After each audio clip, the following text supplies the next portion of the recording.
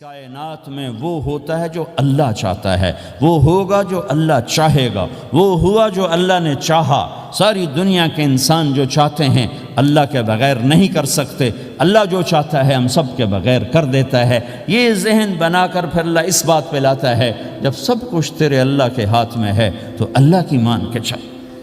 کہ یہ تیرے پاس تھوڑی سی زندگی ہے، جیسے اللہ نے اس کائنات کو بنایا ہے ایسے ہی اس کائنات کو توڑنے والا ہے۔ ایک دن آئے گا ازفت الازفہ، وہ قریب آ چکا ہے، لیس لہا من دون اللہ کاشفہ، اسے کوئی روک نہیں سکتا، ہٹا نہیں سکتا، وہ آئے گا۔ لا تأتیکم الا بغتہ، وہ اچانک آئے گا۔ وہ کیسے آئے گا؟ فَإِذَا نُفِخَ فِي الصُّورِ نَفْخَةٌ وَاحِدَةٌ، ایک آواز آئے گی بڑی خوفناک۔ ہے کیا عجب دن ہوگا، شب جمعہ آئے گی، جمعہ کی رات آئے گی، کسی کو نہیں خبر کہ آج کائنات کی آخری رات۔ پرندے واپس گئے ہوں گے اپنے درختوں پر، گھونسلوں پر،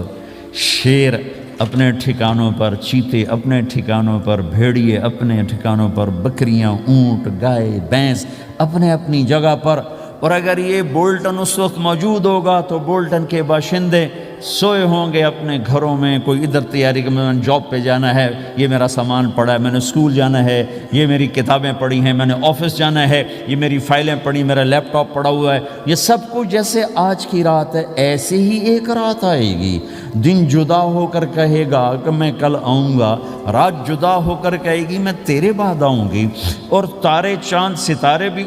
ابھر کر نکل کر کہیں گے ہم نے کل بھی نکلنا ہے اور ہم نے کل بھی طلوع ہونا ہے۔ سورج بھی غروب ہوتے ہوئے یہ سوچ رہا ہوگا کہ کل میں نے پھر بھی نکلنا ہے، اور چاند بھی سوچ رہا ہوگا کہ میں نے اگلے دن بھی نکلنا ہے، لیکن اللہ کے سوا فرشتوں تک کو نہیں پتا کہ آج آخری دن آ چکا ہے۔ اور میرے نبی نے عجب نقشہ کھینچا ہے قیامت کے دن کا۔ ہم نے کہا عورت روٹی پکا رہی ہوگی، اس کے ہاتھ میں روٹی ہوگی۔ اب تو یہاں روٹی پکانے کا رواج بہت کم ہو گیا، لیکن پھر بھی پکاتے ہیں۔ روٹی پکا رہی ہوگی، اس کے ہاتھ میں روٹی ہوگی، ابھی توے پہ ڈالنے جا رہی ہوگی۔ اور ایک چیز آپ کے ہاں بالکل نہیں ہے، ہمارے ہاں اب بھی ہے کہ وہ دہی کو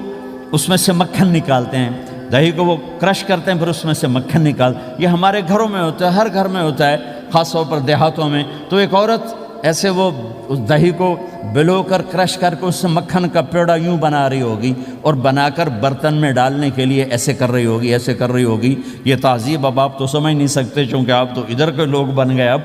تو ہمارے دیہاتوں میں اب بھی یہ تہذیب ایسے کر رہی ہوگی، ایسے کر رہی ہوگی۔ اور پھر آپ نے فرمایا کہ ایک آدمی اپنے اونٹ کو چارہ ڈالنے کے لیے اس جگہ کو صاف کر رہا ہوگا کہ میں صبح ہو گئی ہے، میں اونٹ کو چارہ ڈالوں، اور پھر میرا اونٹ کھائے، پھر اس کو لے کر میں کام پہ جاؤں۔ اور دکاندار جھاڑو دے کر اپنی سیٹ پہ بیٹھ چکا ہے، اور گاہک انٹر ہوتا ہے اور اسے کہتا ہے کہ 10 میٹر مجھے کپڑا چاہیے، اور اس کے لیے یوں کپڑا ناپ رہا ہے، ناپ کے 10 میٹر، 5 میٹر، 4 میٹر، 2 میٹر پر اس نے یوں کینچی رکھی،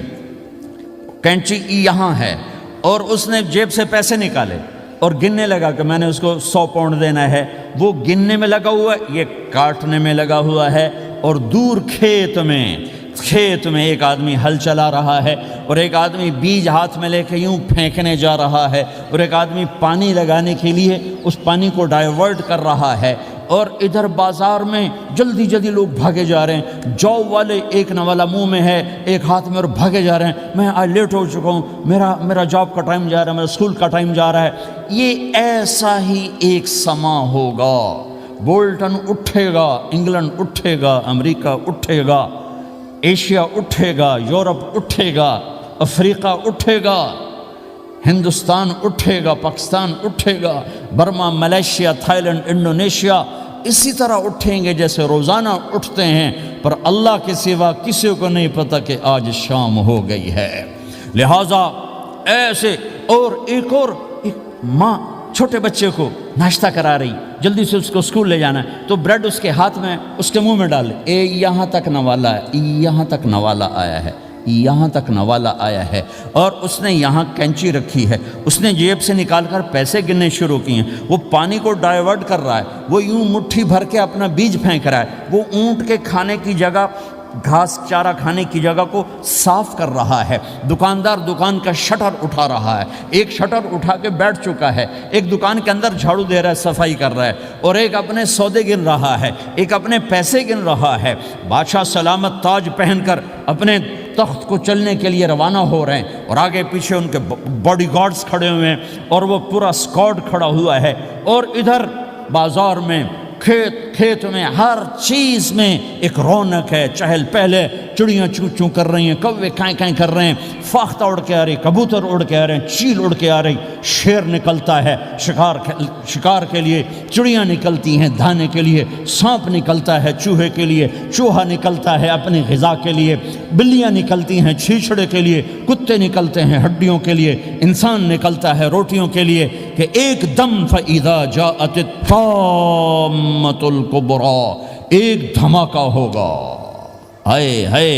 اور وہ کینچی والے کی کینچی یوں گر جائے گی، کپڑا یوں گر جائے گا، نوٹ والے کے ہاتھ سے نوٹ یوں بکھر جائیں گے، بٹوا یوں بکھر جائے گا، بیج والے کا ہاتھ یوں گرے گا، بیج وہیں گر جائے گا، نوالا بنانے والی کے ہاتھ میں نوالا بیٹے کے منہ تک نہیں جائے گا، یوں گر جائے گا، اور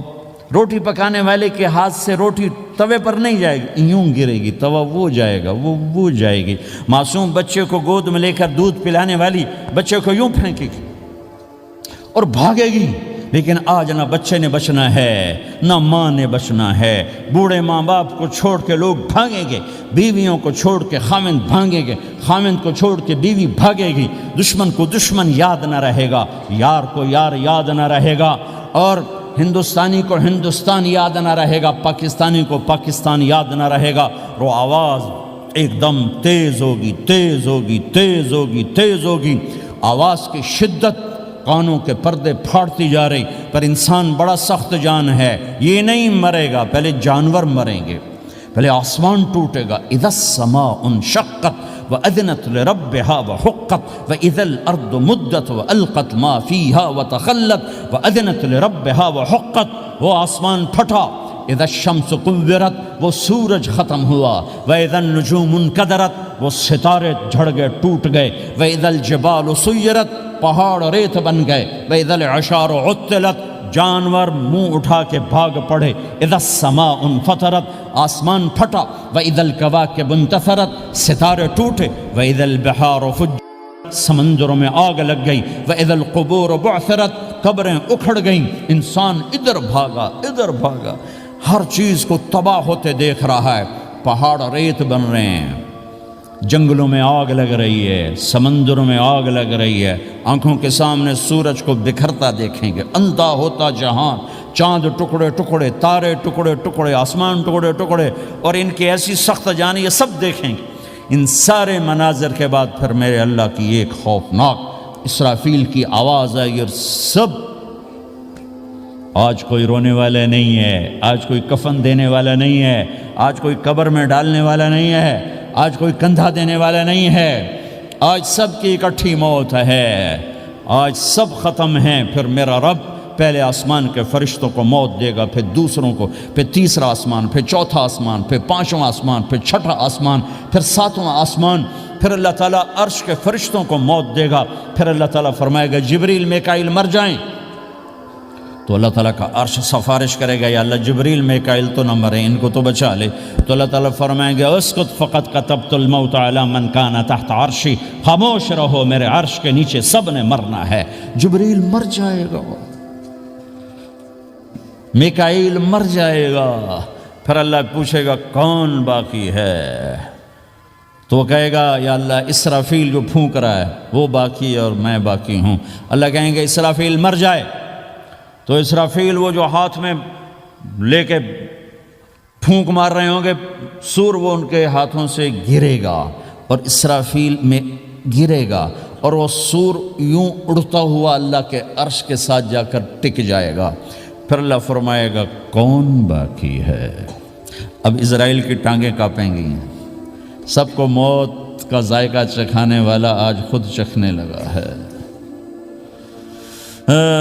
کون باقی؟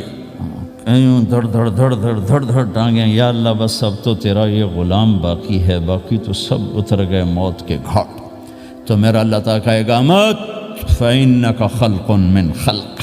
تو بھی مر جا، تو بھی میری ایک مخلوق